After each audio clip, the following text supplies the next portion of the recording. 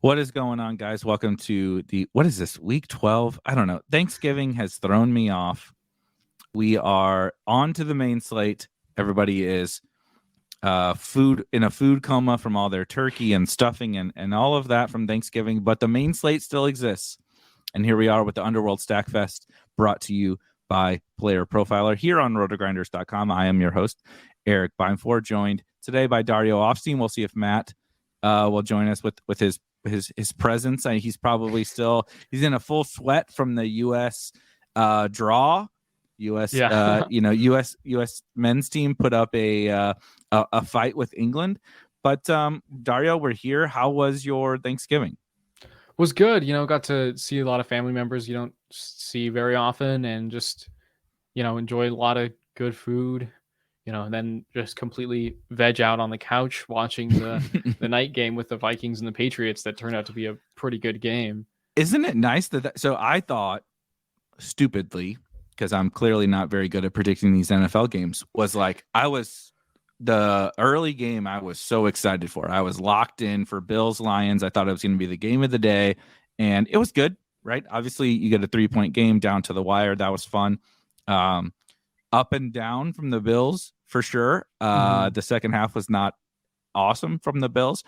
And then the Cowboys, I thought, we were talking before the show, I thought as a big Cowboys -9.5 better, that the Cowboys were just going to curb stomp the Giants. That did not come to fruition. They pulled away a little bit at the end, but that game was actually more interesting than I thought it was going to be. And the night game, which I thought was going to be a total snooze fest, was awesome. The Vikings looked great. The Patriots were definitely punching back. It was a lot better football on Thanksgiving than I really thought it was going to be. So that was a lot of fun. Hopefully, this main slate can live up to it. And I do think this main slate, segueing into that, is super fascinating. We have a lot of injuries. We don't have maybe the games. This for anyone that has not watched, this show is a little bit more focused around the game stack. We're not going to go position by position. We're going to try to target the games that you want to be really heavily honed in on for the main slate. But I do think there's a lot of fun variables, mostly due to injury, that set us up for this, where you can, if you have a game you want to stack, it's not a situation where you have to make it fit around X running back, or you have to make it fit around X, tight end or whatever. You have the value this week to make almost any game work. So that does make things fun for this type of show that we're doing.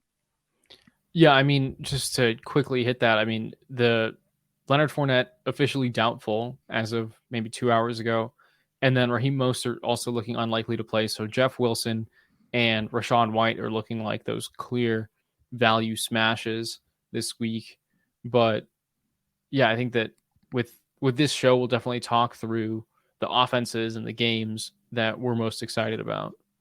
Yeah, I started to build out some teams, and I felt super confident in basically the running backs, and even honestly the tight ends, where it was kind of how I start to structure my teams after we have this show, where I'm like, okay, how do I it's a puzzle piece. How do I fit in the good running back plays that may or may not be in the games that we're talking about? Sometimes they are, sometimes they're not.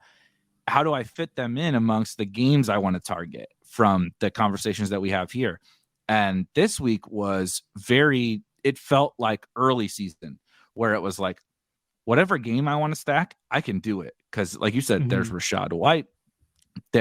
I really like, maybe I'll even pick your brain a little bit on, I really like Michael Carter against the Bears. Even on the other side, I don't like him, but there's still David Montgomery without Khalil Herbert.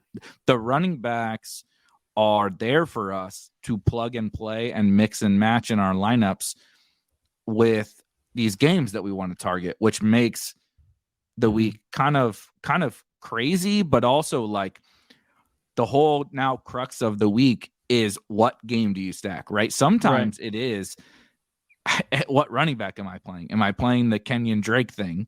For anyone that played last week, Gus Edwards is out, whatever. I played Kenyon Drake. I'm an idiot. I'll hold my L. It is what it is. But like I played David Montgomery and Kenyon Drake. I was like, I'm doing that, and then I'm going to stack the games that I want to stack.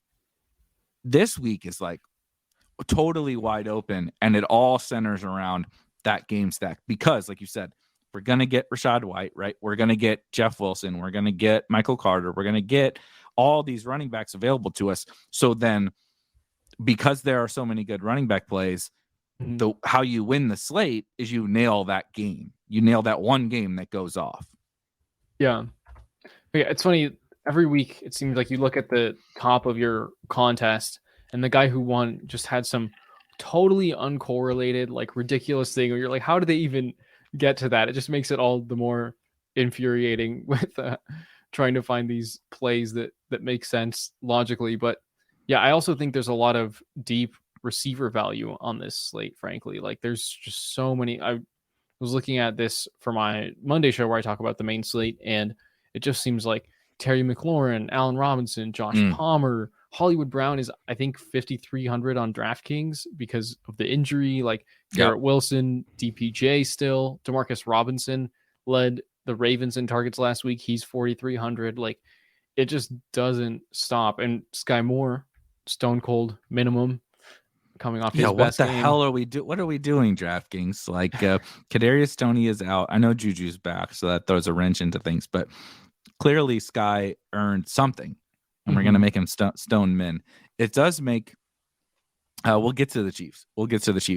But the you mentioned the game. I think we want to lead off with being the Chargers and the Cardinals, and the wide receiver value. I'm going to start there in this game because clearly maybe the most exciting game from an offensive firepower perspective and lack of defense, right? The Cardinals defense is not good. The Chargers defense is not particularly good.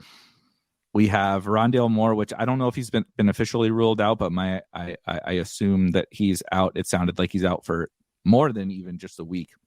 I don't know if you have anything on that, but Hollywood Brown is going to be back. And then we have, as you mentioned, Hollywood is extremely cheap on DraftKings. Greg Dortch is also almost the minimum on DraftKings. I think he's 3,100. And then you have DeAndre Hopkins. You even have a little bit disappointed with the Trey McBride performance last week, but maybe Kyler coming back helps Trey McBride. You just have so much value on the Cardinal side. And then on the Chargers side, Mike Williams looks doubtful, if not out. I think he did get ruled out in the last 30 minutes or so. Yeah, for anyone watching, we're recording this on a Friday afternoon, so the news is rolling in basically while we're doing this. But Mike Williams appears to be out. You have Gerald Everett that's back, but then Josh Palmer popped up with the best game of his career last week. Only a 2-year career, but still, So you start at where I'm not trying to ignore DeAndre Hopkins, but if you start at Josh Palmer and work your way down. Josh Palmer, 5,400. Hollywood Brown, 5,300, who Cliff did say today that he expects him to play on Sunday. Greg Dortch is totally free. Keenan Allen is like $6K on DraftKings. This whole game is super affordable, and yet it's like the highest projected scoring game of the week. What's your kind of first take on how you want to attack this one? Yeah, I think, well, it's interesting that you mentioned Greg Dortch because I think Cliff said he's a game time decision, which we know that Cliff is pretty unreliable when it comes to telling us the actual injury status of his players. But I wouldn't be surprised if Greg Dortch doesn't play. I mean, it sounds like I think he didn't practice a couple of times this week, if I remember correctly. Looks like Rondale Moore is officially already ruled out, so we probably won't be seeing him for multiple weeks. And yeah, I think that even with Marquise Brown, there's some, I think that Cliff Kingsbury might have said that he's going to be somewhat on a pitch count, if I read that correctly too. So it just, all the stars align for, 200 DeAndre Hopkins targets. And I think too, we have to keep in mind that Kyler Murray is coming off of a hamstring injury. It seems like this happens every year where Kyler is really good for fantasy and much more mobile until his first injury of the season. And then he returns from it and isn't quite as, just as anxious to get going with the legs. So I think that we might like I'm certainly projecting him for slightly less carries and just less rushing efficiency than we've seen from him, regularly. And I think that just opens up the passing game for everyone involved. That's what I was going to ask is Kyler as a DFS play in and of himself, we want the rushing, but it doesn't mean we have to play Kyler if he's going to run less against the Chargers. I'll click over to click over to the flex plays. Let me zoom out a little bit so this is a little cleaner. All of these guys are the most expensive skill position players, of course, Austin Eckler in this game, and then DeAndre Hopkins at 7,700. I have this on DraftKings. There's not a Chargers wide receiver above 6,100. And if we ignore DeAndre Hopkins, I'm not trying to ignore him, but if we do just for a second, Hollywood is 5,300. And then you got to scroll all the way on down here to, we're not playing AJ Green, but 3,400. All the skill players in this game are crazy affordable. So does that mean we use that value to get Nuke? And do we play one of the quarterbacks? I love this game. I love the value on all of these players. As I start to I'm on a turkey hangover. I just started building Sunday main slate teams today, so don't hold me to this. But I do still struggle to figure out how to stack this game. You know what I mean? Because I have the same Kyler concerns as you do. Justin Herbert is 7K, and it's fine, but he's not. He's not Lamar. He's not Mahomes. Right. He's frankly not even Kyler from if we ignore the rushing concerns. What's your kind of first instinct go-to on how do we stack this game up? I think, even with those concerns about Herbert, I think that the value presented in this game altogether makes him probably my slightly preferred quarterback between these two. Okay. The Cardinals defense is allowing, looks like, the fourth most fantasy points to opposing quarterbacks. So that's a pretty good matchup in and of itself for Herbert. We know that we can play him with Palmer and Allen very affordably, which are going to be his top two weapons. We've been touting Gerald Everett for most of the season. We like him, even though he's kind of gone cold of late, but I still think he's, very decent stacking option. I think the Cardinals are pretty weak when it comes to defending tight ends. So I think just overall looking at this game, the Chargers are still the favorite. So a couple more points going their way.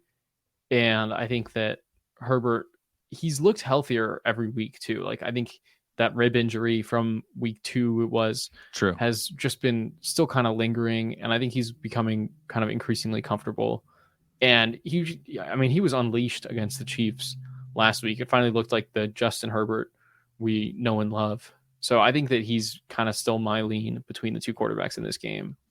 I like that. I also like if I close this out, you see that we do have. I mean, they're separated by basically nothing. They're the same price, and we do have Herbert projected for more. But my expectation is that Herbert is never a guy in tournaments that people really play because he's always priced close to the elite tier, and yet he doesn't really run that much. They're you got to help me out with the Chargers. They're like the most frustrating offense ever. They have talent. They have a superstar young quarterback, but they just never seem to truly explode on offense. And now Mike Williams is out. There was that one drive. I think it was one of their first possessions against the Chiefs on Sunday night of last week where they just went down the field with 3 bombs. And I think I was just like, oh my God, this is the Chargers offense we all thought we would see this year. But yeah, I think that he's definitely been handicapped by the injuries to Williams and Keenan Allen. You just when you have to throw to Austin Eckler 12 times a game, those are not going to be deep targets. So I think there's some decent reason for optimism with him being able to just get the ball downfield further. Obviously, for his status, we'd like for Mike Williams to be healthy too, but I think we're gonna have to wait another couple weeks to get that. But I think that, like you said, Justin Herbert probably not going to draw a ton of ownership. So I'm still kind of into him this week. Definitely. What is your go-to? Let me click over. I'll just do the flex and kind of ignore. We can ignore Eckler. We don't have to ignore Eckler.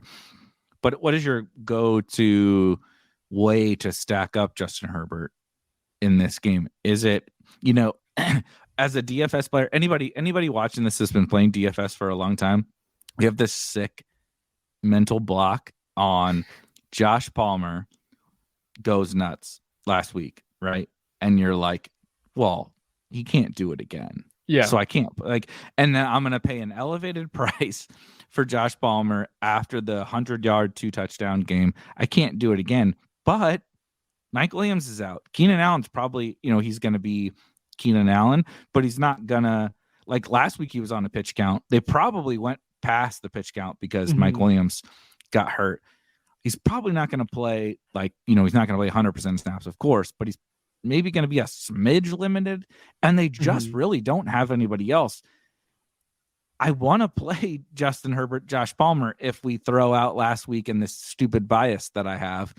But is that kind of your de facto? Is that kind of your de facto go-to, or is it Keenan, Everett? What do you think about the Chargers skill guys? Yeah, I think that, the obvious and clear one is definitely just double stacking him with Keenan and Josh Palmer. They're both fairly affordable. Sometimes you just have to really fight the instinct to get too cute with these things, right? And then I think too, it's still kind of early. I haven't seen projected ownership come through yet on our end for RotoGrinders at least. So I don't know if that's not yet. So yeah, we'll know in the coming days or hours probably what it's looking like the ownership projections will come in as. But I think with all the chalk on the slate, people might be inclined to pay up for, you use the running back chalk to get your Tua double stack that we're dreaming about every week in and week out. And that's just going to lead people away from these Herbert stacks. So I think maybe the way you kind of get creative on top of Keenan Allen and Josh Palmer is make it a triple stack, right? With Gerald Everett. Or I think that James Conner as the run back is very interesting. We know that the Chargers run defense is one of the weakest in the NFL. So that's kind of the way I'm looking at it, is Allen and Palmer are really the value plays that make Justin Herbert, I think, your most viable stacking quarterback in this game, and maybe on this slate altogether. Probably not, but then but yeah, so I think that would be the way I'm thinking about it. I like the Connor thing because I went to running back when you said that, for anyone watching, and you look at the screen, and Connor is actually our fourth highest point per dollar, even though he's 6,600 on DraftKings. He's our fourth highest point. Now, I don't think this has been fully adjusted for, Rachaad White, if Lenny is officially out, which you and I are treating him as out. Those kinds of things will change. I don't think anyone's played through a doubtful tag all season. So yeah, and Leonard Fournette's not the first guy I would expect to. My wife is getting home now, and the dogs are howling. But James Conner will still be at worst a top 8, top 6 running back or something like that, and he's oh my god, do you hear this? Yeah. this is they I don't know if this is a good sign or a bad sign for James Conner, but talk a little bit while I mute for these psychopaths. Talk a little bit about the James Conner spot and the usage and all that kind of stuff, because he's going to be crazy low owned given what he's done, and if he's going to play every snap against the Chargers, that's pretty appealing. Honestly, I'd be surprised to see him crazy low owned because, ever since they cut Eno Benjamin, he's been seeing a massive workload. We already know that he's their goal line back. He's had 3 touchdowns in 2 games since he came back. Or it looks like he came back in week 9, but it's been 3 touchdowns in those 3 games. And then he gets very well used in the receiving game. He's got a 10% target share when he plays. So I think that there's a lot looking good for James Conner. And the Chargers, they're just not good against opposing running backs. So I think that if he's going to be even remotely low owned, I think that makes him a pretty good play this week. Is he your preferred bring back, or, so I do think the Chargers side, Herbert, Keenan, Palmer, Everett is kind of where we want to live. Mhm. Maybe this will then be the Eckler, 45-point game. But I do think from a game stacking perspective, it's interesting. Both of these running backs, as I'm thinking about it, both of these running backs are super fascinating for tournaments, because if you think about a game script scenario and you say, what if the Cardinals get a big lead, right? These mother effers. The Cardinals get a big lead. We know what Eckler does in the passing game, but Connor's like a Kmart version of that, right? Plays all the snaps. We saw last year getting 6, 7, 8 catches in certain games. Obviously has the goal line work. There's ways you can play this game with these running backs that, like, you want to get away from some of that running back chalk. I'm not saying that's what we need to do, but if you want to, both of these running backs are super appealing. So I'm still like befuddled on everyone in this game is a good play, and I'm trying to figure out the best way to attack it. You know what I mean? Yeah, that makes sense. I think I kind of agree with you that we'll be thinking about this one as Sunday morning approaches for sure. And luckily, I mean, Greg Dortch is the only real game time decision, because this is a 1 p.m.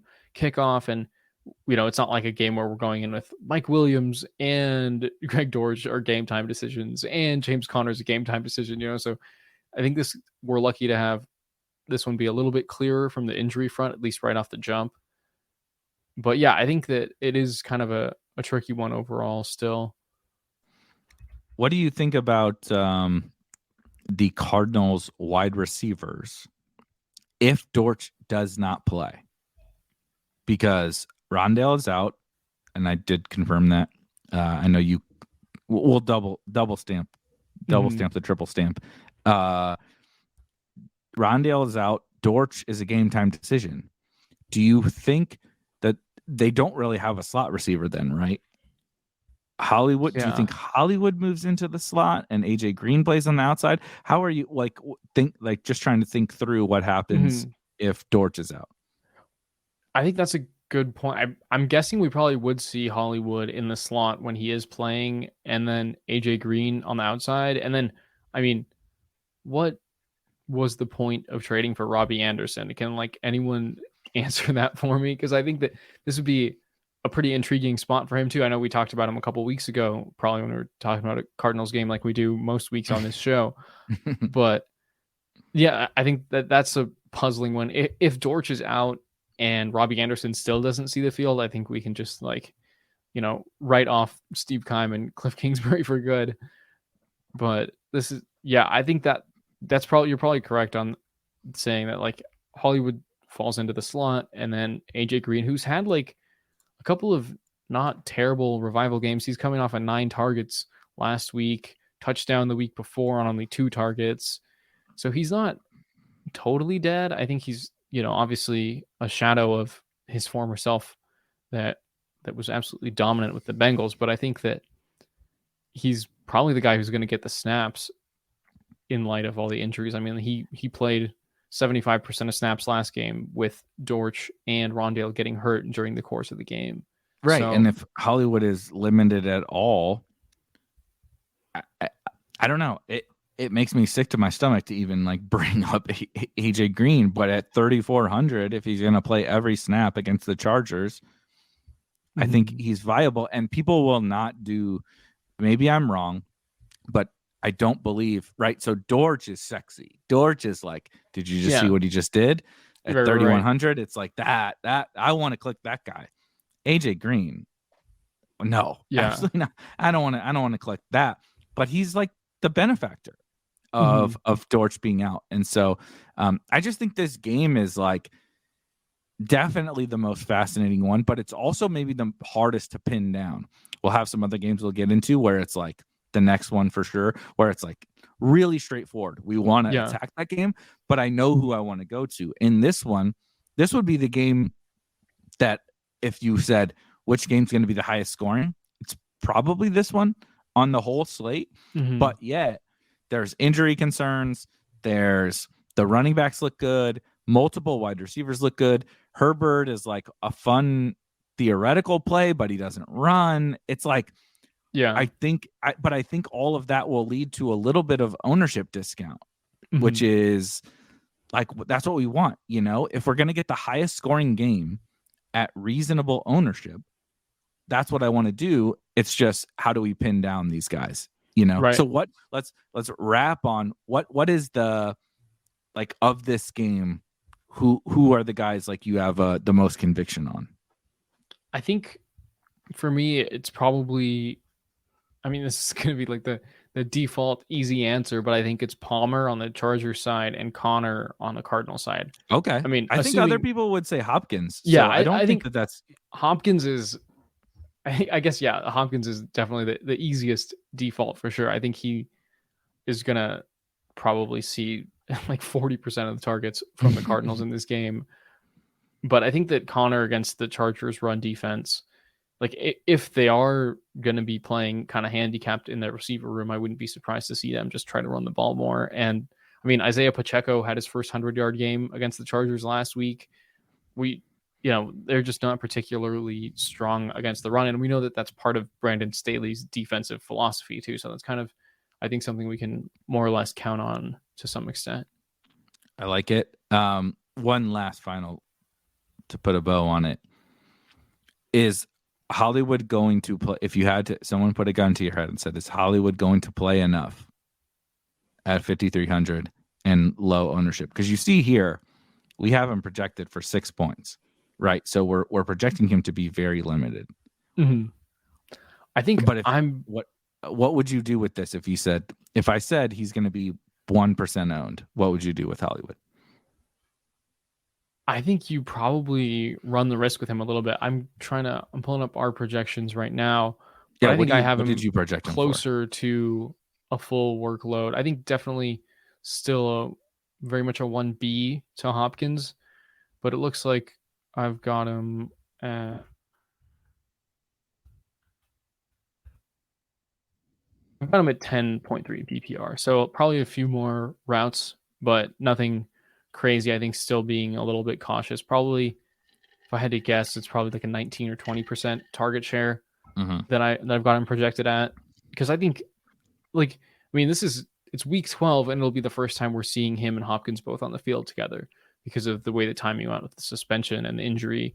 So we still have yet to see how Kyler's gonna kind of divvy up the targets between the two of them. But I think that Kyler and Hollywood definitely had a very good rapport, and Hollywood was hoarding targets when he was healthy early on this season. So I wouldn't be surprised to see something like 5, 6, 7 targets if we're lucky for Hollywood Brown, and then maybe somewhere in the 10 to 13 range for Hopkins. See, I'm a sicko, and I can't help myself with some of these spots, but just part of me feels like I understand all the talk about limited and all that, but just with how, I mean, they don't have anybody else. AJ Green's not flipping over to the slot. Certainly Robbie's not. They just don't really have a lot else, and Robbie can't even get on the field. AJ Green's dust. It's like he just feels to me like this play I would like to at 5,300. It's one thing if you were like 6,500, where it'd be like, I can wait a week. At 6,500 or whatever, I can wait. At 5,300, right? In a stack of this game, of course, I don't really think I want to play like a Hollywood one-off at 5,300. But man, you play Herbert, Palmer, Keenan, Hollywood, or something like that. That seems like an awesome way to approach tournaments this week, because I just don't think the ownership is going to be there on any of these guys. Right. And you can get whatever you want around it. I think it's kind of funny because if you look at Keenan Allen and his performance last week and his situation, it kind of really reflects what Brown's situation is this week, right? Like, he's coming back from an injury to a very depleted receiver room.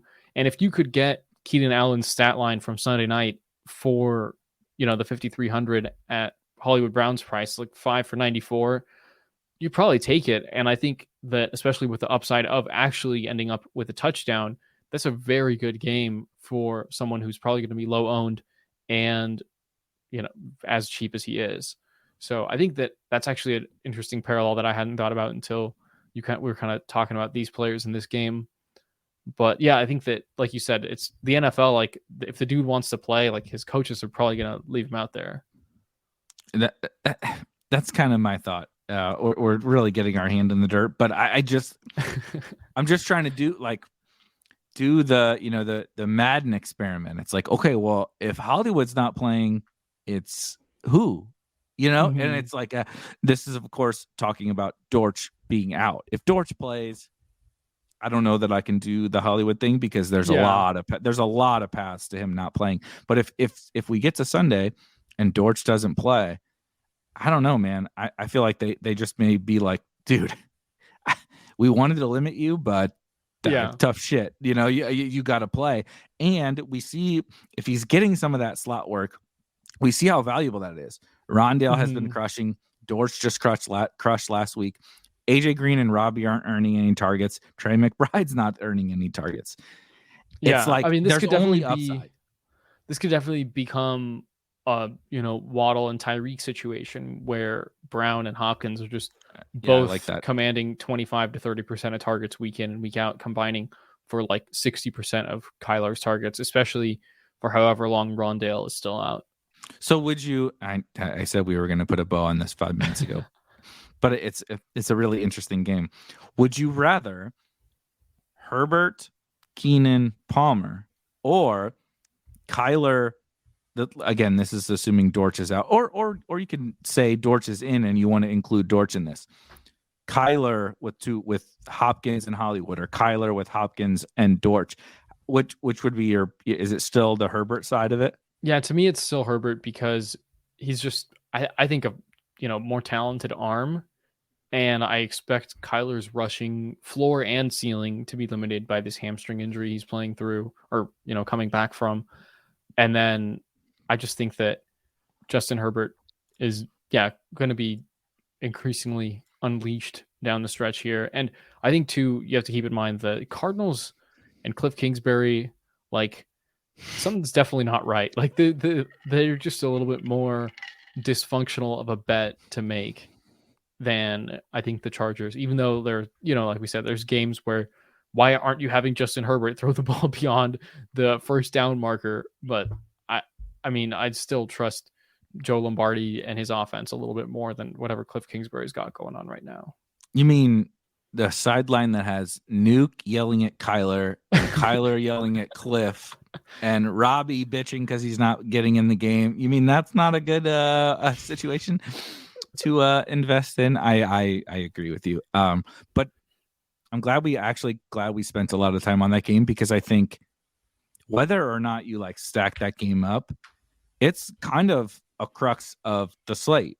And I think that even if we're not game stacking this around a given lineup, right? If you don't have to be building a Herbert or Kyler stack to be very intrigued by pieces in this game. I think you ought to be skinny stacking Palmer and Hopkins, or Palmer and Connor, or Everett and and Marquise Brown. All of these guys are still very intriguing plays in a skinny stack if you're focused on another game, or if you just you find yourself stacking the Chiefs or stacking the Dolphins on this slate.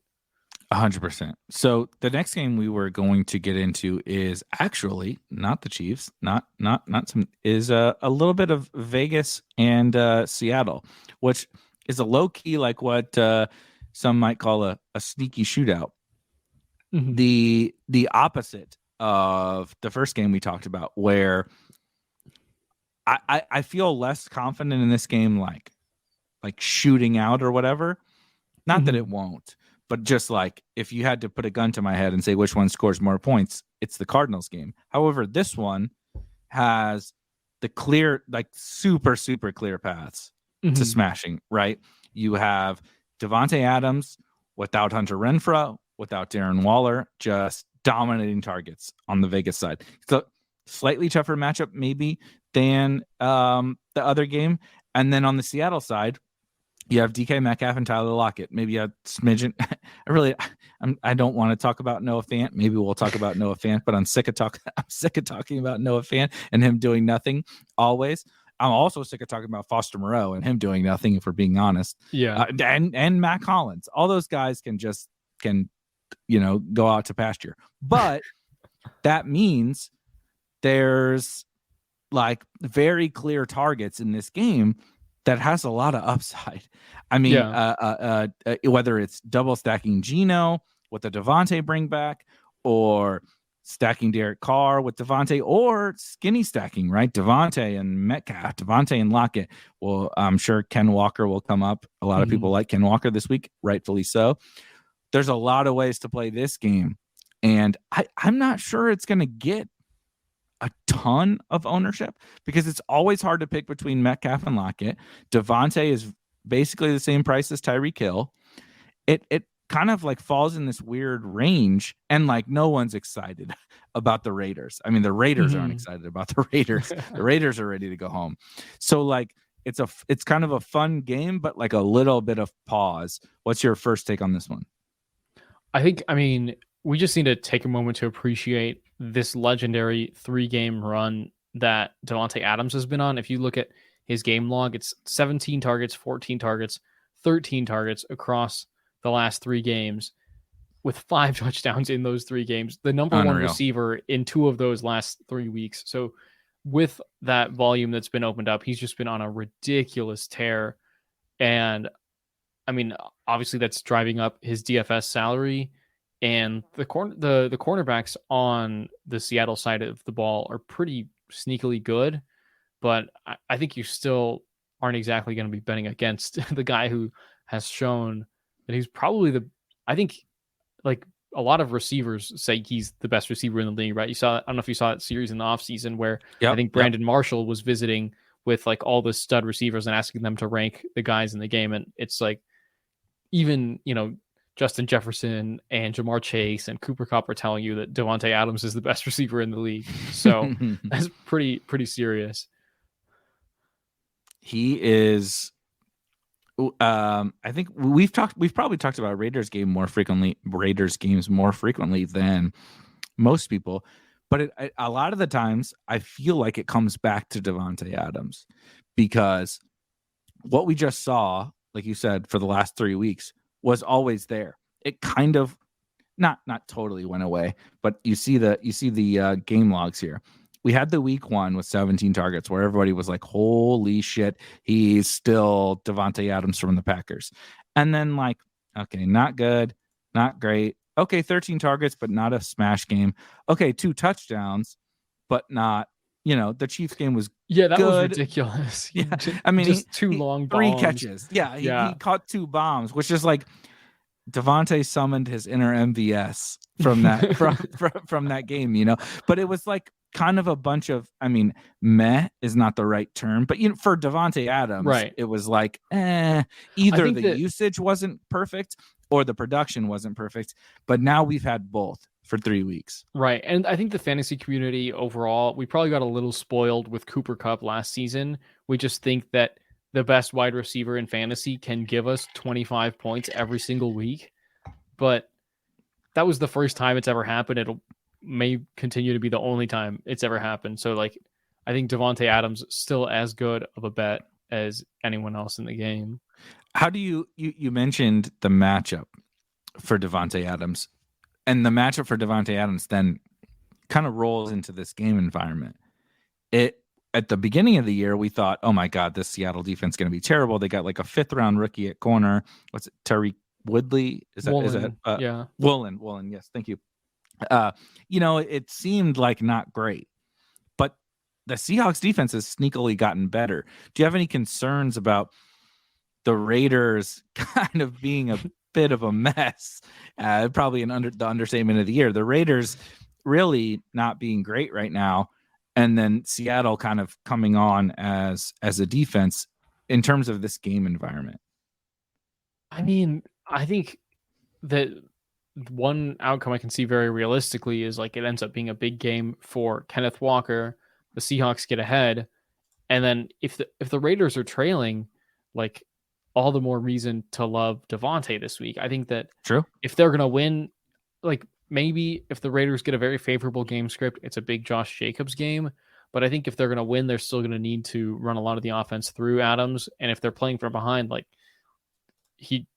Derek Carr should just continue to pepper him with targets. So I think Devontae Adams is almost, he's pretty game script proof. So I think that doesn't, I think that lessens the concern of the matchup if they're going to have to throw the ball 40 or 50 times. And forgive me if I don't think that the Raiders are game script. If the Raiders blow someone out the rest of the year, I will hold my L and be happy to come on here and say I was wrong. I don't see that ever happening. The defense isn't good enough. The offense isn't good enough to certainly not. I can't believe this, by the way. We're in week 12, which obviously we're far into the season now. But if you just said months ago that, like, if you were worried about someone blowing out someone in the Raiders Seahawks game, what would you say? I would be like, well, the Raiders would ransack the Seahawks, but it's probably the opposite now. But to your point, there's really no game script, and that's important. I wrote about this today with Rachaad White, that it's like assuming Fournette again is out, he's just like such an impossible fade because there is not a game script that he doesn't smash in. And Devontae Adams is the same way. Oh, yes, if I'm totally wrong about this and the Raiders win 30-7, will he get his total ceiling outcome? Maybe not. But guess who's going to be involved in those 30 points? Devontae Adams. Josh Jacobs projects fine, but he's not going to go run for 200 yards on this defense and like grind it out. They need Devontae to score points. And so I do like that part about this game. He's like the wide receiver Rachaad White. It's like if they score a bunch of points, guess who was involved? Devontae Adams. Right. If they're down, if they give up a bunch of points and they're down, guess who's going to get 20 targets? Devontae Adams. Yeah. So it's kind of that's like what go ahead. I think it's not unlike the Nuke Hopkins situation where it's just like, dude, their offense clearly needs to run through this guy, and win or lose, he's going to be very involved. So what about the well, let's actually do the Raiders. Is there anyone else? Are we giving up on Foster Moreau? Are we giving up on Matt Collins? Is there anything else if we want to like full out stack this game? Is there anything else on the Raiders?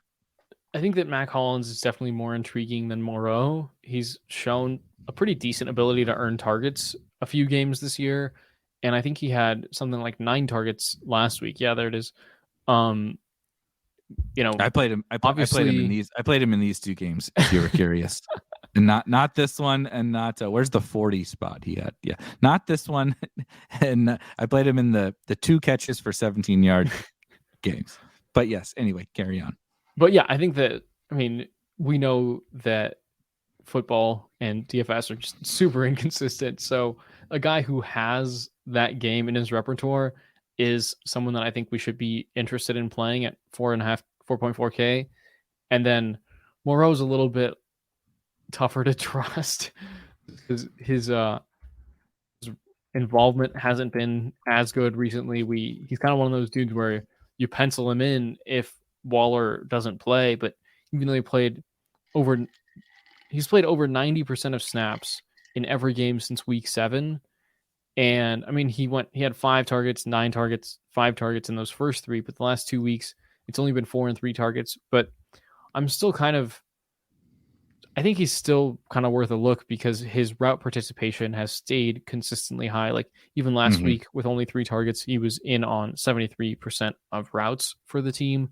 So, some weeks the guys are just not going to get the ball thrown their way. But if they're on the field and they're running those routes, then it can happen again the following week. I think that's one of the you look at Hunter Henry last night, for example, right? People who were just looking at targets the night before, or the week before rather, Jonnu Smith seemed like, oh no, is he taking over for Hunter Henry and actually becoming the tight end 1A? But if you were looking at the routes and the route participation, you knew that Hunter Henry just kind of had an unlucky stretch there, but he's still been running more routes than Jonnu Smith. So I think at tight end especially, I'd like to pay close attention to route participation because it seems like it's a little more fluky which games you get the 7 targets and which games you get the 2. Yeah, I mean, none of these guys, awesome comparison that you made. None of these guys at tight end outside of Travis Kelce, Mark Andrews, RIP Kyle Pitts. None of these guys, goddamn, I'm so mad we even are talking about this because now I'm just going to tilt Kyle Pitts for the next couple of hours. But none of these guys are the best players on their offense, right? Hunter Henry is not. Mm-hmm. Dalton Schultz is not. Yeah. TJ Hawkinson, like let's use the Thanksgiving Day. TJ Hawkinson is a fine football player. He's not better than Justin Jefferson. Foster Moreau is not better than Devontae Adams. He wasn't better than Hunter Renfrow. He's a backup to Darren Waller for a reason. But when you are just out there, and my favorite thing about Foster Moreau is the Hunter Henry example. People weren't playing Hunter Henry necessarily in DFS, but there's this insane flop lag that like he's playing every snap, he's running every route. And there's like almost no tight ends that do this. And the ones that do it, we have to pay. Mark Andrews is 6,500. Travis Kelce 7,700. Mm-hmm. Travis Kelce doesn't even run every route. He's just a mutant. But everyone has been playing Foster Moreau since Darren Waller got hurt. All these shitty 5-point games, 9-point games, 4-point games. Everybody's playing Foster Moreau. I feel like now is when you play Foster Moreau. Mm-hmm. Is like everybody gave up. This is what happened with Devontae Adams. Before he started his insane stretch, everyone gave up. They were like, he was playing the Jags, I believe it was. 3 weeks ago was when Devontae Adams started his tear against the Jags. Also, he did that all in like the first half. Devontae could have put up 50 if the Raiders weren't incompetent in that game.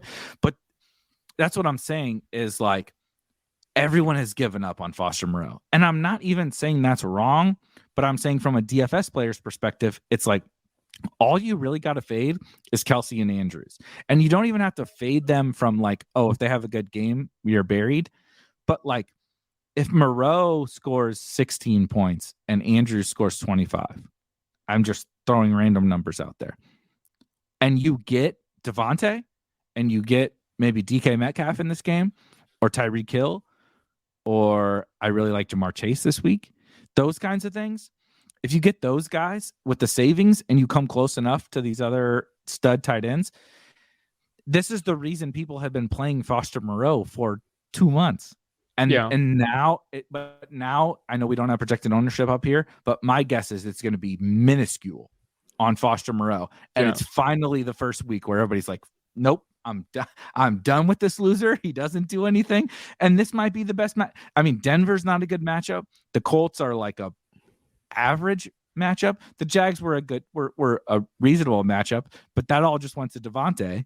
Mm-hmm. It's like maybe that was a classic Raiders game where same thing happened when they played the Chiefs, right? Like they get ahead, they get run heavy, they blow the lead, and so you end up with a loss, but it wasn't the negative game script that you'd hope to see for the pass catchers. So I think that it's kind of like very context dependent week to week. And I think that, like 3,400, he's running all the routes. He's out there on the field. The Seahawks are a plus matchup for tight ends. We have them allowing 3 points above the league average to tight ends. So that's 8th worst or 8th best matchup, depending on how you want to, phrase it. Yeah. But it's a decent spot for a guy who's going to be playing. We know he's done it before filling in for Waller. I mean, he hasn't really hit the ceiling this season, but he has like 15, 18, 20-point games in his past. So I think that, it's funny because we started this conversation with like just being grossed out by the thought of playing Foster Moreau, but I think we've kind of both talked ourselves into it. Now I'm literally going to play Foster. Like in my main team, I already got it lined up. And here's what I was going to bring up to close this game out. Isn't maybe the cleanest stat? We spent the first half hour talking about the Cardinals game, and that game is fun. No argument for me, but it's not clean. like, right, like in terms of who Uh-huh. to play or whatever. And yes, in this game there are two running backs who I like both. Ken Walker, you see on your screen here, a lot of people tag Ken Walker. He looks like a great play. I have no argument against him. But if it kind of shoots out, you have the maybe the cleanest path on the entire slate for a game stack of whether I prefer Geno, I think. Mm-hmm. Geno, Metcalf, Lockett, Devontae, Moreau, or something like that, and just be like, this game, we're going to pass. This game's going to shoot out. It's all going to come through the air. That just feels so smooth and clean to me. And you can pick your running backs or whatever in the other games that you like. You're getting theoretically all the production from this game through a handful of guys in the passing game. And that's like, we've talked about this a ton of times for anyone that's watched on this. I bring it up probably every week, but it's like, we talked about it with, oh God, this is going to be a horrible comparison, but it was like, it was one of the Lamar games. It might've been the Ravens, Dolphins, where it was like, yeah, I know I'm comparing a Geno Derek Carr game to a Lamar game, but like when I know where it's all going to come from. So here's a better comp. Last week, the Steelers played the Bengals, and there's no Jamar Chase. Yeah, shout out to Matt for nailing that one. I was 100% visibly uncomfortable the entire time we were talking about that game. I'm gonna send Matt a gift basket because he got me on it. I totally agree. It was like, even if but the whole point is, if it shoots out, awesome. Of course, that's what we want to target. But even if it isn't the highest scoring game on the slate, we know where the ball is going. Yeah. So like if it's 28-24, you can win a tournament with the Seahawks Raiders game. If the Cardinals game is 28-24, you're not winning shit. Pardon my French. Yeah. You're not, because like, who, is it Dortch? Is it AJ Green? Is it Trey McBride? Is it Connor? I don't know. In this game, there's 3 guys on the Seattle side and there's 3 guys on the Raiders side. That's it. And so those are my favorite games to target. And then you get it at like what I think is going to be low ownership. I think this game, now that we've talked it through, is like maybe my favorite tournament game of the week. Yeah, I think that there's good reason to like it. And like you said, with all the chalk on this slate, like this isn't going to be drawing a ton of ownership, I would anticipate. No. Talk about, can you walk me through the Seattle side though, really quickly? Because Devontae feels easy. Moreau, we just talked through that we both like. Matt Collins, if you want to use some Matt Collins, I have no problem with Josh Jacobs, whatever. But Seattle, Ken Walker is where everyone's going to go, and I don't have a problem with him. But what about Metcalf, Lockett, maybe even Fant? What do you think about Seattle? I think, yeah, if you're double stacking Geno, it's very clear that you're going to be doing it with Metcalf and Lockett. It's pretty straightforward. And I mean, the tight end room is really it's just gross. Like there's like Noah Fant is going to run 15 routes. Will Dissly's going to run another 12. And then Colby Parkinson's going to run like 8. They traded Russell Wilson, who now looking back, maybe this was the brilliance of the Seahawks, but like they traded Russell Wilson for this guy. This asshole up here, and they don't use him ever. It's so infuriating. Yeah, I think that's kind of like, maybe if I'm building 150 lineups and 15 or 20 of them are Geno stacked, maybe 10% of those I'm sprinkling in Fant, and maybe one of those I'm just like throwing a prayer on Dissly. But it's really just another one where I think it's best not to overthink it. And you play Lockett, you play Metcalf, they're going to catch most of the touchdowns from Geno and a lot of the yards too. So I think it's pretty open and shut with the Seahawks offense, at least through the air. Before we move on to kind of the pristine offenses of the slate, because honestly, these 2 games are kind of the most exciting games. There's a couple other offenses we really want to target. Do you have any concerns about, kind of like back to the Russ days with Seattle, having both Metcalf and Lockett on the same team. Do you think that they can both get there, or do you want to would you prefer a tournament lineup with like Geno to Metcalf with Devontae as a bring back? Or would you prefer Carr, Adams, Moreau with one of the Seattle guys bring back? I'm just curious about Metcalf and Lockett in the same lineup, basically. I think that's actually, I mean, that would make that thought makes me want to just like research the kind of correlation between Metcalf and Lockett, because I feel like we've seen a good many games where they can both get there for you with like 70, 80 yards, a touchdown apiece. But maybe when you're looking for that 90 plus percentile outcome for one or the other, that hinders the the other one of them not hitting that crazy ceiling. But I think with how weak this Raiders secondary is, they're top 5 in allowing fantasy points to the quarterback. I think that, we've seen Geno, if you would have told me before the season that Geno Smith would be playing at an elite level and Derek Carr would be looking like shit, frankly. Like he's going to play for the Colts next year. He's going to be the next Colts recycled quarterback. The retread, yeah. So if you would have told me that would be how we'd be looking at these quarterbacks going into this game, that would be crazy.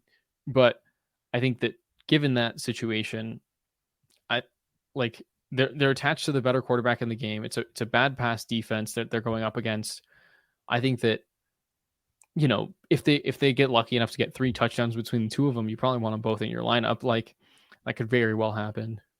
I think as we've talked it through, if I were, and I'm biased because these are the contests that I play, a little smaller field type stuff, a Geno, I would just double stack them because of what you said. If I hit the 99th percentile Metcalf game or whatever, that's a Geno smash and it's a Metcalf smash. Even if Lockett gets 13 points, I can win my 1,000-man field or whatever, 500-man field. In the Millie Maker, I think it would be more of one or the other. I could be very much wrong with that. Someone much smarter than I don't focus on those fields, so someone could correct me on that. But I think that's how I would approach it, is kind of the stuff that I play, and I'm like, this is the game. I just want all the production. I don't care if it's 20 Metcalf and 20 Lockett or 40 Metcalf and 10 Lockett. I don't care. I just want it all because I can win the tournament that way, right? Assuming it's Devontae on the other side or whatever. But in the Millie Maker, where I got to beat 300,000 people, I think it'd be a little bit different. So just a unique kind of game. Let's talk about, because this one is a fascinating conversation to me, the Chiefs. So the Chiefs play the Rams, and the Rams are quite possibly the biggest dumpster fire in the entire NFL, which is crazy to say because they won the Super Bowl last year. But as you see here, we don't even have I haven't seen Stafford news. Is he officially out? I don't know. I think he might be. I don't think anyone expects him to play. I don't know if it's officially been ruled out, but I think you can write it off. It's funny. I actually was looking because I was wondering if this was the case, and they have the longest money line odds of any game this season, the Rams this week. So that's just how far they've fallen and how strong this matchup looks for the Chiefs. What is your macro view on this game? Because I think that's more important than even necessarily some of the plays. We'll get into Kelsey and Juju and Sky and all that. But the Rams without Cooper Kupp and without Matthew Stafford, everyone's going to play the Chiefs defense is my expectation. Yeah. But if the Chiefs are going to win 40-7, that's still 40 points. That's still 40 points. So how do we go about this game if we don't think the Rams are going to be competitive? I mean, I think it's Isaiah Pacheco week is the big the big takeaway for me there. The Rams do on paper look like an above average run defense, but like you said, I think that given how this game could go, if you're Andy Reid and you have this rookie running back who's clearly been earning your trust, like, and you have a game where you can give him 25 carries, I don't see why not. Like, Clyde Edwards-Helaire is hurt. Maybe if it's a total blowout, Rojo comes in the fourth quarter. But like, I think this is the perfect Isaiah Pacheco spot. And then I think that because of the Kadarius Toney injury, it kind of clarifies the target tree on the Chiefs side as well, where like the obvious double stack with Kelsey and Juju is pretty likely to be profitable. Maybe you skinny stack one or the other just to kind of get different, or because maybe they just won't be throwing the ball that much.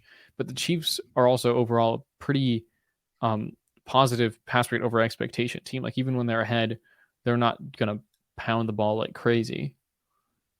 Is there anything from the Rams side that you would, so even if it's 40-7, the Rams are cheap. Mm-hmm. If you get right, so they cut Darrell Henderson, which was a surprise, and I actually don't know if that was good or bad for me in the best ball streets. The Rams are so bad. Maybe Darrell Henderson being ETN's backup is better for me. But now we have Kyren Williams and Cam Akers, and I guess a sprinkle of Rodney Rivers. Obviously, there is no Cooper Kupp. A-Rob is questionable, and Tyler Higbee is questionable. I'm assuming that they're going to play, but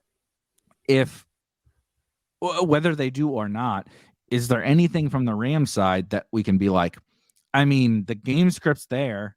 We know that the Chiefs are going to, I assume we know that the Chiefs are going to kind of ransack these guys. Is there anything, Allen Robinson, Van Jefferson, Higbee, is there anything on the Rams side that you're interested in to make this like a fun game stack? I think for me, it's probably Higbee, just because they're rolling with their third string quarterback. They're going to want to call, plays that are, I think, fairly conservative. We've seen Higbee get a lot of work in games where they are playing from behind. So I think, like you say, if they're probably both going to play Robinson and Higbee.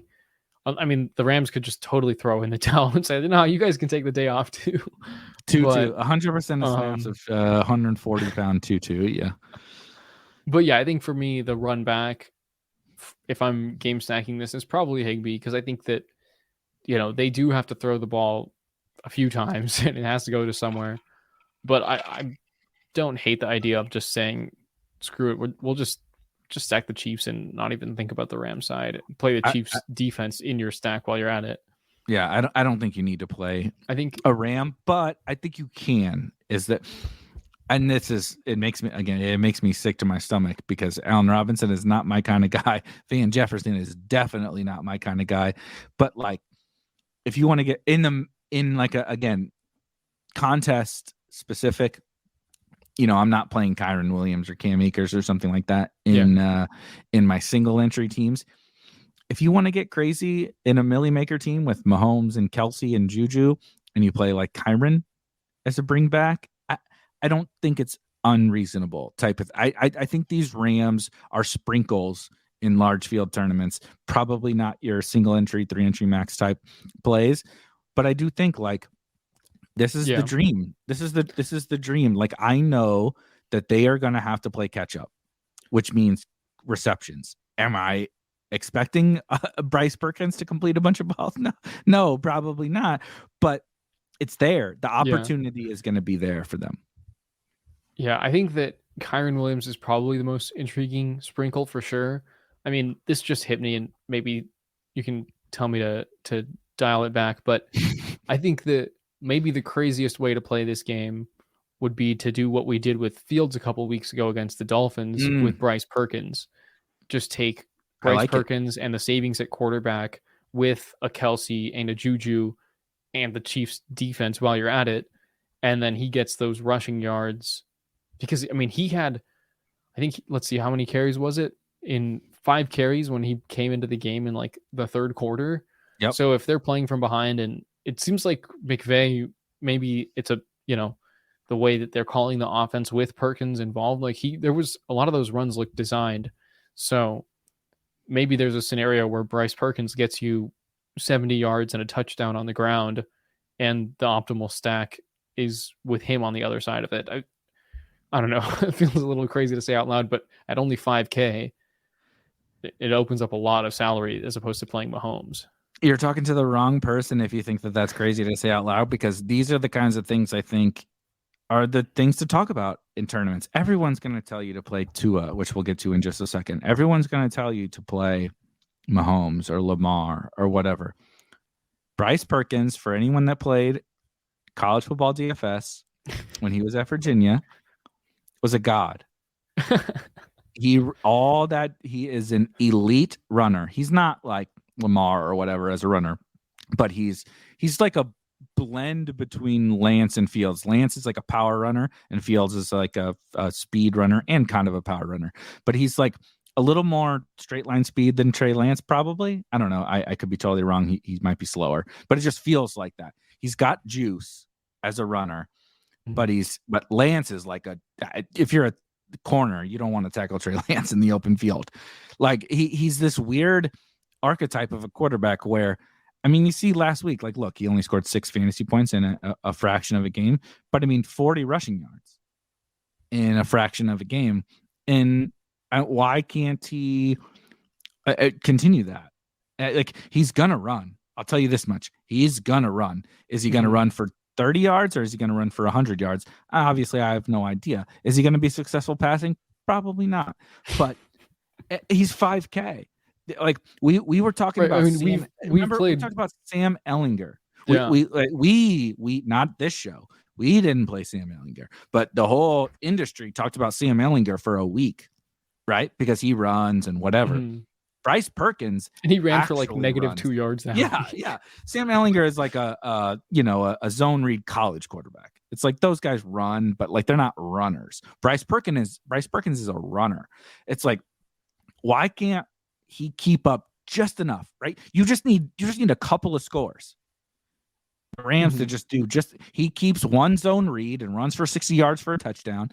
And Travis Kelce's unlocked, Juju's unlocked, MVS is unlocked, and maybe he throws a bomb to whatever. You don't even have to stack him, like you said. He can be your Justin Fields. I think he's a more reasonable tournament play than everyone will admit, basically, is all I'm saying. He's probably going to score 9 fantasy points. That's like, if I'm throwing a random projection at the wall, it's like 10 points. But if he legitimately has 100 yards and a touchdown rushing in his range of outcomes, and then all you need is like, dude, just give me like 150 passing yards. That's what Fields was doing. It's in the range. They're going to be down by 1 million. I like your idea of like what you said with the Fields with Tyreek and Waddle. It's him with him with Kelce and Juju or whatever. Right. I mean, we have him projected for more points than like, the Kenny Pickett's and Andy Daltons of the world this week. And I think it's, pretty straightforward given the rushing floor. So there's definitely a world where Mahomes doesn't air the ball out as much as we'd like him to, because it's a very easy game script for them. And then Bryce Perkins ends up being the best quarterback for, he's what, like 3.5K less, like 8,200. Yeah. He's 3,200 less and projects point per dollar. Again, point per dollar is not everything. You need raw points, but he's right next to Patrick Mahomes. I think he's getting, so fun fact, you see our boy Gino up here at the top of the point per dollar rankings. You see Derek Carr, in the top 5 of the point per dollar rankings, and followed up not that far away by Bryce Perkins. I think that some of the guys that we talked about here, we're very excited about that Cardinals game, but these guys can be the linchpin of the slate because Mahomes is very expensive. Kyler and Herbert have flaws. Lamar doesn't have anyone. Lamar threw the ball to Demarcus Robinson like 12 times last week. That's not particularly exciting from a quarterback upside perspective. It's like, outside of Tua, which is what we're going to polish up the show with, it's like there's not a lot here, at quarterback. It feels like a wide open week, but there's not a lot. So if you can just get like we're really stretching it, but let's say you get 25 points from Bryce Perkins, like you can win the slate because you got everything else in your lineup. Yeah, and I mean, even though the Rams have, I'm sure it's the lowest game total on the slate, right? You see that big red 13.5. Even if they get to, like, that's 2 touchdowns, right? If he's lucky enough to throw for one and run for the other, like, dude, you're set with that for 5K. I mean, that's 10 points. That doesn't even account for the yardage.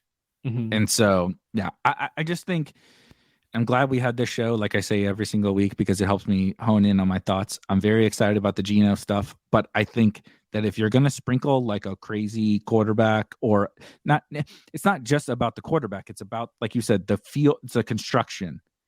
You want all the running backs you want. You want Kelsey. You want Tyreek. You want, like I said, I really like Jamar Chase. I know that's crazy. Some people say that's crazy. You want Jamar Chase? You want Devontae Adams? Do you want to stack these other games with Travis Kelce and everything that you want? Bryce Perkins is there for you. I know it sounds crazy. I mean, for how much talk Sam Ehlinger got in DFS the first, 3-4 weeks ago, like, Bryce Perkins deserves at least as much hype, if not more. And no one is even going to say. Everyone's just going to say Chiefs defense. No one's even going to consider him. But Ehlinger was like, "Oh my God, we got to play Sam Ehlinger because he's a running quarterback at 4K or whatever." And it's like, I think Perkins is a better play. Do I think he's going to work out? No, like, gun to my head. No, he's going to score like 9 fantasy points. But I think that he makes sense in tournaments. Anyway, we spent too much time talking about Bryce Perkins. We're going to polish up with the offense that's going to score like 1 billion points probably on Sunday, and that is the Dolphins. We're going to talk Dolphins, Texans, mostly Dolphins. Yeah. Two main things I want to pick your brain on with the Dolphins is everyone looks good. So how do we approach a team where the running game looks good, the passing game looks good, and the passing game has theoretical concerns about the opponent keeping up, right? The Texans need to score to make Tua and Tyreek and Waddle and Gesicki and everybody relevant. And then it looks like I haven't seen anything today, but yesterday the report on Raheem Mostert was very ominous, and it looks like we might just get a Jeff Wilson week. I don't know if you've seen anything more on Mostert, but I believe the report was it's an uphill battle for him to play on Sunday, which makes me really like Jeff Wilson. So how are you kind of thinking about the Dolphins in terms of your tournament exposure? I think that, just to add to the Raheem Mostert point, I think the report today had the word unlikely in it. So that is adding on to the uphill battle phrasing. And I do think that it's just definitely, even if, like, why force Mostert to play when you should be curb stomping the Texans? Yeah. And yeah, I love Jeff Wilson this week. He's been better than Mostert I think it's been 2 games now they've shared the backfield, and Wilson's gotten more touches, more snaps, more yards. He's more explosive on those touches. So I think that he's a very exciting play against this god-awful Texans run defense. And then the great thing about the Dolphins offense too is, like, if you look at the pass rate over expectation, they're still running slightly above expectation. They're, I think, maybe 8th in the league, if I'm counting correctly on this chart I'm looking at. So they're probably still going to throw the ball at least a little bit while they're ahead. I do think maybe it's more of a Tua, Wilson, and one of Waddle and Tyreek game, as opposed to a Tua double with Waddle, Tyreek, or Waddle, Gesicki. Like, I think I don't mind playing Wilson with Tua this week, because I think they're going to just absolutely run away with this game. And if Tua has a big game, it's still going to be a big game for Wilson. Where would Tua rank amongst your quarterbacks, or like say either a Tua, Tyreek, like compare Tua, Tyreek to our Geno talks, or Herbert, Palmer, or Kyler, Nuke? Where does it kind of rank in your order? Let me pull up some stats on Tua really quick. I think that, surprisingly, the Texans pass defense against fantasy quarterbacks spits out as being like pretty decent. They're allowing, I think, maybe the 6th least fantasy points to quarterbacks. And I don't think that's because they're good at defending the pass. I think it's because teams are getting up big on the Texans. So I think that's kind of an ominous trend for Tua's upside. Like, I'm probably more inclined to play Herbert or Geno in this case. Like, I think this is going to be the chalky way to look at this game. Probably, I'm sure that Jeff Wilson's going to be like 35% owned, but I think that you kind of eat that chalk with Jeff Wilson, given his explosiveness, given the elite offense, and given, I think, that, the way we project this game script to look. And then you kind of eat that chalk with the Geno stacks or the Herbert stacks or our crazy Bryce Perkins scenario. Mm-hmm. So I think from this game, Wilson's probably my favorite play. I agree. I totally agree. You're not going to get me to like every week. This is the 12th week of me saying I'm not going to say anything negative about Tyreek Hill. I'm not going to say anything negative about Jalen Waddle. They can nuke any single slate, but I feel like Jeff Wilson is just a really tough fade. I know he's going to be popular, but man, it's just such a good spot. And I really don't want to get too, like, I like to get cute, but it seems like a spot I don't want to get too cute with. What about the Texans side? If you do want to stack Tua, or if you want to, onslaught the Dolphins, are you playing, Dameon Pierce again? Always projects fine and never has the ceiling to break the slate. Nico has been getting some more work and looks okay. Brandon Cooks, and anything on the Texans side? I think that Nico is probably the most intriguing as a run back, just because he's 4.1K and he's seen like 9 target games, 5 target games, and his DFS salary is still hardly moving. So he's gonna get the ball coming his way. I think that, if you want to go really off the grid, Chris Moore has been getting a lot more looks recently than weeks past. So like, if you want to just get crazy alternative, he's been someone who's been kind of getting involved in the offense lately. We're looking at 25% target share, 16%, 21% across the last 3 weeks. And that's, pretty solid, right? For a guy that no one's going to play or even have heard of at 3.8K. So that's kind of, I think if you're going to make me do a run back from this game, it's going to be someone who's cheap as hell. And I'm just hoping that they get to, 5 catches and 80 yards and they can make other things work in my lineup.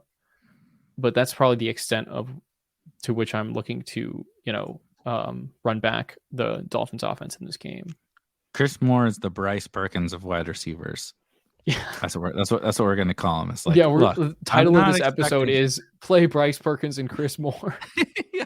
Everyone's going to stop listening to this show after we talked about Bryce Perkins and Foster Moreau. Foster Moreau is going to score 7 fantasy points again this weekend, and Bryce Perkins is going to score 9, and Chris Moore is going to catch 6 balls for 30 yards, and they're going to be like, why the hell do we listen to these guys? But to your point, Chris Moore and Nico probably has a smidge more juice, but I don't know. Chris Moore's getting just as much work. I'm not sure that he's really that much worse than Nico as an actual real life NFL wide receiver. And again, these guys for tournaments are not, it's easy to talk about Tyreek and Devontae and even Jeff Wilson or whatever. These guys are like, I put everyone in my lineup I want. Who do I play that's cheap to make it work? And it's like, look, Chris Moore's not going to score 30 fantasy points. But like you said, if you get 7 targets and he goes 5 for 60 and a touchdown, and more importantly, he's the reason why he pushes your Dolphins stack, right? You played Tua, Tyreek, and Waddle, and the Texans score an early touchdown, and it's to Chris Moore. Do you know why your Dolphin stack won the tournament? It's not because of the Dolphin stack. It's because of Chris Moore. And that's like the Bryce Perkins thing. Now Justin Fields and Bryce Perkins are not the same. I'm not trying to make that parallel. But why was that whole idea even brought up, it's because those guys are the little building block that makes everything else work. And so I do think it's important to touch on those guys. And am I gonna play Chris Moore on my single entry team? No, probably not. But if I build a Dolphin stack that I love and the last spot's 3,800, you bet your ass I'm playing Chris Moore. And I think it's a reasonable thing to do. Right. Sometimes those $300 between Chris Moore and Nico Collins are what lets you play the absolute dream lineup, as opposed to having to tweak things somewhere else, and then you end up with something you don't like. And then, I mean, if you need any further logic behind the Chris Moore play, he leads the team in red zone targets across the last 5 weeks, with 5 red zone targets in the last 3 games. So like, it's not even that unreasonable to say maybe Chris Moore is that guy who catches the one Texans touchdown this week. I don't think it's unreasonable. Excuse me. It's unreasonable to say I plug my 2 running backs I want, and I say I'm adamant I'm not playing Jeff Wilson. I'm playing a Tua double stack, right? In this lineup, we're wish casting a lineup. I'm playing Tua to Tyreek and Waddle because they're going to destroy the Texans. And in order to, maybe I want to play Kelsey or Andrews or something at tight end. Do you know how you make that work? Nico Collins and Chris Moore, and you say maybe the Texans score.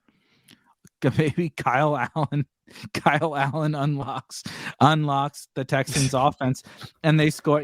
Clearly that's not going to happen, but you just need a little bit. And you want your maybe you're going to go crazy off the board. I'm building a lineup for everybody. If it wins the Millie, I'll send you my Venmo. You want Eckler? Remember our Eckler Ken Walker stack? I want the Eckler James Conner at running back, right? That's my exposure to that game. And then I say, look, the Chiefs are going to crush the Rams, and it's going to be Travis Kelce. He's going to be the highest scoring tight end. And the Dolphins are going to score a ton of points, so I just want to stack their pass game. And I don't have a lot of money left. So I'm going to run it back with either Chris Moore or Nico Collins or both, right? One of them's in the flex. It's like these lineups seem crazy, but like there's very easy scenarios in which they crush. So, this slate has opened up to me a little bit as we've talked this through, but these kind of crazy builds are pretty fun. Yeah. So this is our cash game optimizer, which actually allows you to build. Basically, we're optimizing here on the median projection as opposed to the ceiling projection, which is how the GPP optimizer works. But here you can truly build your lineup from scratch. So we can do something like locking in Tua, Eckler, Connor, Tyreek, and Chris Moore, like you said.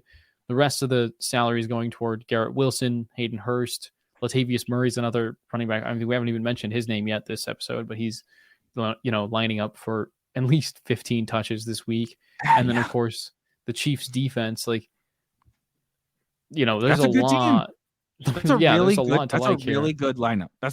And do you know what? That lineup won't even be duped in like large field tournaments because no one wants to play that lineup, but it's a really good lineup. Yeah, and then let's close out the show with, I guess we can build our Bryce Perkins stacks. Let's see where this takes us.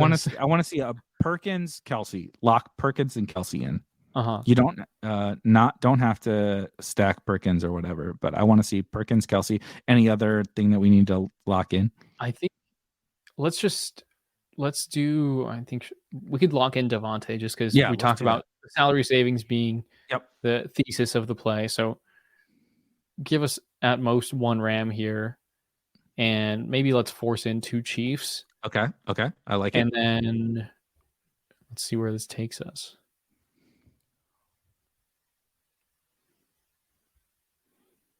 Oh yeah, now we're talking. We also didn't talk about P. Ryan, which I'm not particularly interested in, but maybe that's me. It's like Rashad, P. Ryan, and Wilson. That's hilarious. But that's that's the value coming in for sure. Yep, 100%. You want Chris and Godwin and Rashad White, whatever, but like This is exactly the thought experiment. Like You these guys, want everyone all I these see, guys. Look what you can get with them with right Perkins and right? this has Justin Watson. But if you would like to swap out Justin Watson for Sky Moore, then that's Right. fine. Same price too. Where is he? Also, I played Justin Watson 2 weeks ago. Yeah, 2 weeks ago. Yeah, it was. I luck boxed the. I think it was the Juju injury, but also then didn't luck box because Justin Watson did absolutely nothing, and so real tilt. Yeah. And then, I mean, What's you the can next? get What's this the is a Juju lineup with Godwin again. Latavius Murray and Rachaad White are the chalky running backs. I mean, your projections love Garrett Wilson every week. That is I know. something I've noticed, but he's a really good play this week. I will say. I mean, maybe he gets unlocked by Mike White. You never know. God, what a sad state of affairs for the Jets. Maybe Mike White unlocks the offense. I mean, Mike White could resuscitate Elijah Moore for all we know. Here's a little bit of Keenan for us. And I'm going to turn up the correlation just to see what we can maximize here in terms of stacking the other games too. You get... Oh, look at there. McKinnon there. We're getting fancy at running back. DeMarcus Robinson, Nico, ETN. Okay. Yeah, McKinnon, I mean, he projects nicely because he's been seeing a lot of targets these last few weeks. CEH being out opens up even more room for that. Pacheco, there we go. Pacheco. Our boy. See, there's your, yeah. I love the force X amount of bringbacks with like the Bryce Perkins thing because you don't, those are not teams you would build intuitively. Like right. the And Pacheco, you Kelsey. You even get the Pacheco Chiefs defense stack. I think you can play Perkins with the Chiefs defense, like just because he gets lucky enough to, if he gets you there on offense, it doesn't mean he can't throw a pick six. Like I think it's very strip very sack well fumble. in play. Yeah, he can score 20 points and the Chiefs defense can score 18 points. It's fine. Right. And then we could even swap Nico Collins for for MVS if we felt like it. They're right in the same price pool, but of course Chris Moore is our hot take coming out of here.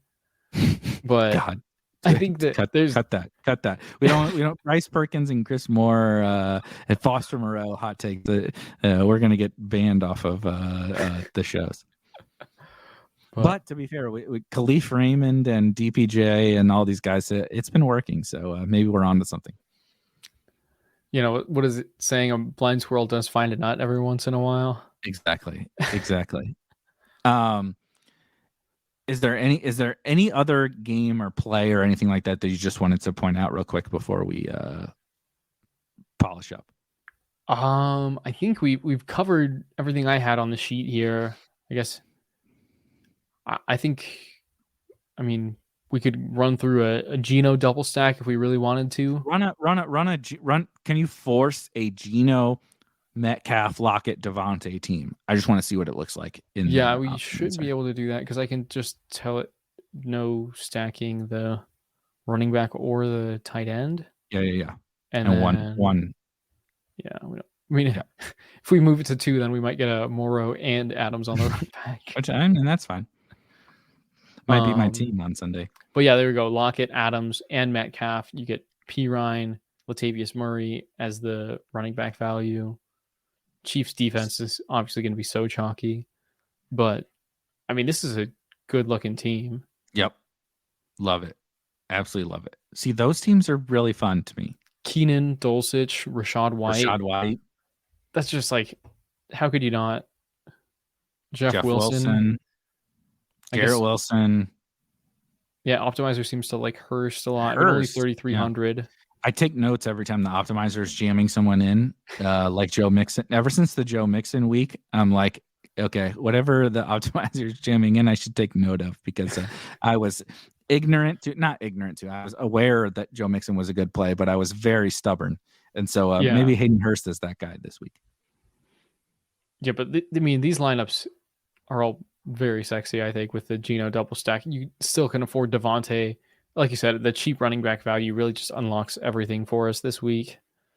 I mean, look at that. Being able to afford Devontae Adams with smash running backs and a Seahawks double stack is like that's the dream. And That's a tournament. That's how you make a tournament team. this Juju spot is nothing to scoff at either. Like you fit him in there too. Very nice. I think that 100%. both the defenses are very much in play in this Panthers and Broncos game. Like that's going to be a fun one for the fantasy like 20, defenses. 36 20, or 24 or something like that. Yeah.